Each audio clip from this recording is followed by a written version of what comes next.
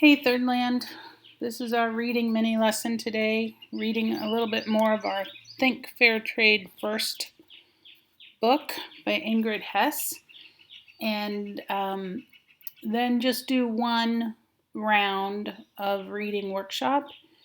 Remember, we're going to have lit circles again about the endings to our books on Thursday, so that would be your first priority, your lit book and your post-its, and if you're done, just make a choice for reading workshop. So here we go. I noticed when I took my notes out, they got a little wrinkled, but that's all right. Here we are. We have already done 2 principles of fair trade, creating jobs for people who aren't usually hired, like people with disabilities.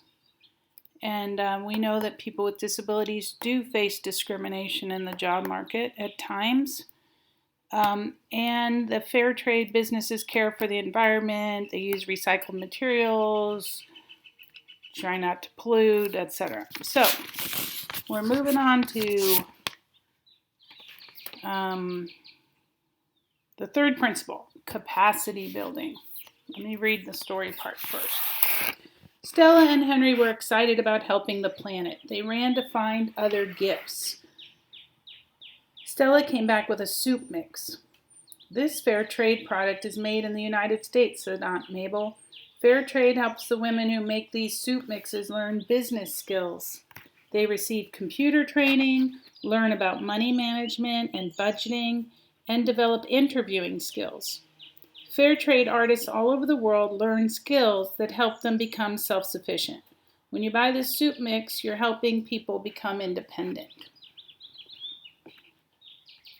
Just got that. Fair capacity building. Fair trade organizations do more than just buy products. They also teach producers how to set up their businesses, understand the marketplace, and be independent. They give producers information about how products are selling and teach them how to invest in their business so they can create even more good jobs. So if you are working for if you have a fair trade business, you're getting some training and education about improving your business skills. So that's kind of cool. So let's write here, capacity building, and I can see I'm going to have to go on my second piece of paper soon, but that's okay. Put a little circle around that. Actually put a number 3 there. I'll put a 1 over here, a 2 here, 3 here. So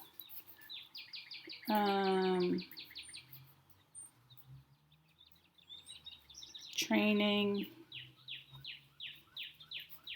in business skills. So they get a little bit of education too. And that helps them to run their business. So that's pretty cool. All right, on we go to principle 4. Paying a fair price. Okay. The 2 children rushed off to find more goodies. They came back with bags of Colombian coffee. Buying fair trade coffee is very important, said Aunt Mabel. It's the most popular fair trade product.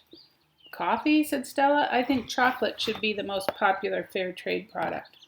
Me too, said Henry. Aunt Mabel smiled. Both coffee and chocolate are important. When coffee and cocoa farmers are paid a fair price, they can afford food, shelter, medicine, and education. Fair trade organizations help farmers set fair prices for their products. When you buy fair trade coffee and chocolate, you ensure that the producers are getting the money they deserve. So when I read this, I went, look, right there on her shoe. Went over to my closet, my cabinet. You know I love coffee and happiness. Fair trade. Yes! Now, usually fair trade has a special sticker, so I'm hoping this is actually fair trade. I think it is. Anyway, let's go on. So, paying a fair price. Fair trade organizations work with producers to determine a fair price that values their work and helps them live a decent life. Many fair traders pay for their order promptly. Most other importers wait 60 to 90 days before paying, making it hard for small producers to survive. Fair traders are open about how they do business, so you can ask them about how they determine what is fair. Fair trade fact. For every $3 cup of non-fair trade coffee sold, farmers receive 2 cents. So if you're at a coffee company that's fair trade, the farmers are making more money. So they're getting paid a better price. So that's important because that's not very much. So let's write here, I'm going to change my pen color. I'm going to say number 4, fair pay.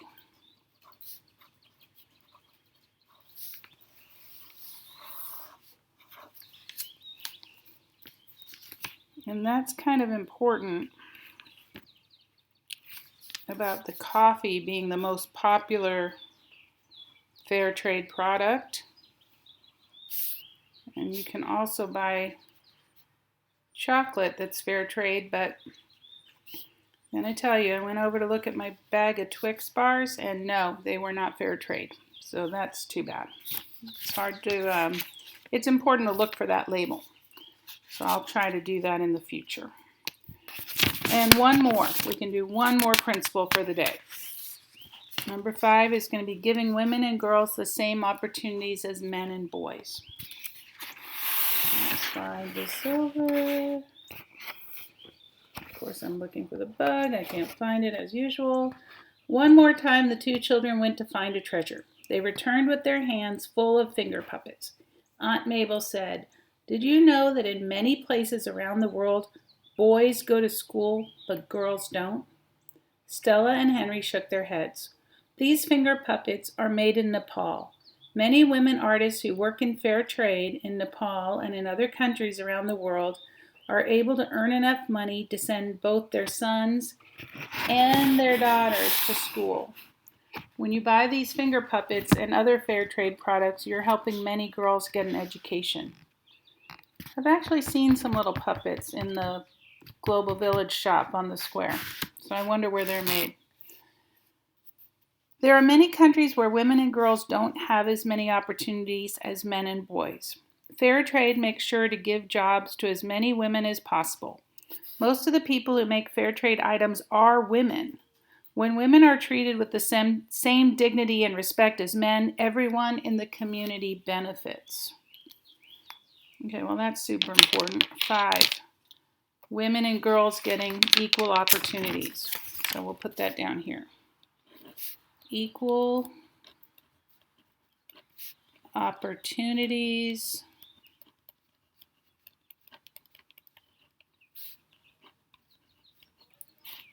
for, I'm going to use the woman sign and the man sign, gender signs. And over here I'm going to put a coffee mug. You know how I love it.